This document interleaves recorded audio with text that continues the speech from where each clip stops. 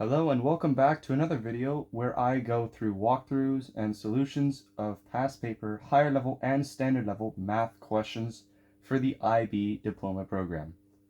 Today I've got a question from the May 2025 higher level math paper, and it's this polynomial here, x to the 4 plus px cubed minus 2x squared plus qx minus 3. And we're told that x plus 1 in brackets squared is a factor of this polynomial, and we're asked to find what p and q are. Now the way I would start this problem is by realizing that this factor given to us is actually what this full polynomial can be divided by. And when we divide a polynomial by one of its factors, the remainder is equal to 0. And so I'm going to use algebraic division, I'm going to use synthetic division to divide this long polynomial by x plus 1. Now when we do synthetic division, you need to make sure that you have your factor here, and you need to set it equal to 0. So I'm going to get x is equal to minus 1. So this is a root of this problem. So now if I divide all of this polynomial by minus 1, then I should get a remainder of 0. Now once we have this root, I can divide the polynomial, so I will start by taking out the coefficients, so 1, p, minus 2, q, and minus 3, and I will divide it by minus 1, as that's our root. Now, I'm not going to explain the process of synthetic division. However, if any of you are unsure how to make it or do it, then I can make a video on that to explain how it's done. So I will bring this down, cross multiply, this one,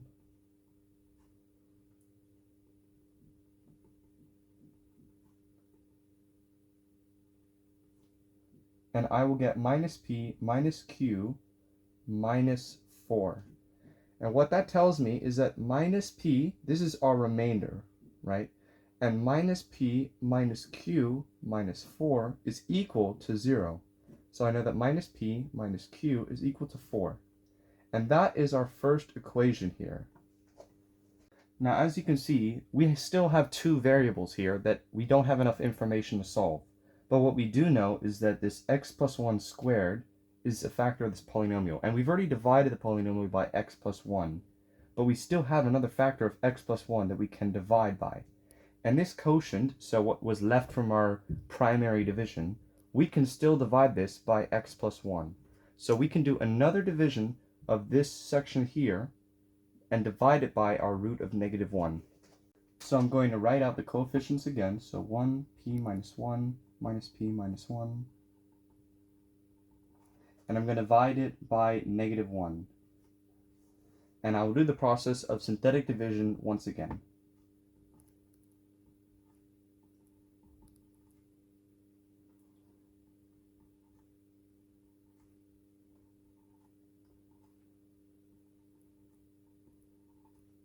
And now I'm left with 3p plus q.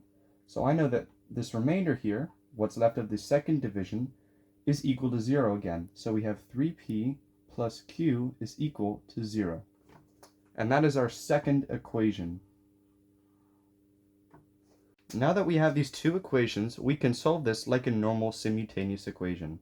So I'm going to change this second equation to give me q is equal to negative 3p, and I'm going to substitute the q into the original equation to get minus p plus 3p is equal to 4.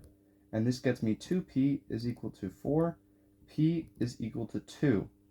And then I can sub this back into here, and I can get minus 2 minus q is equal to 4, minus q is equal to 6, and therefore q is equal to 6. And these are both real numbers given by the parameters set in the beginning of the equation. So I know that these two solutions, when plugged into this polynomial, will satisfy with this factor. Thank you for watching, and I'll see you all in the next one.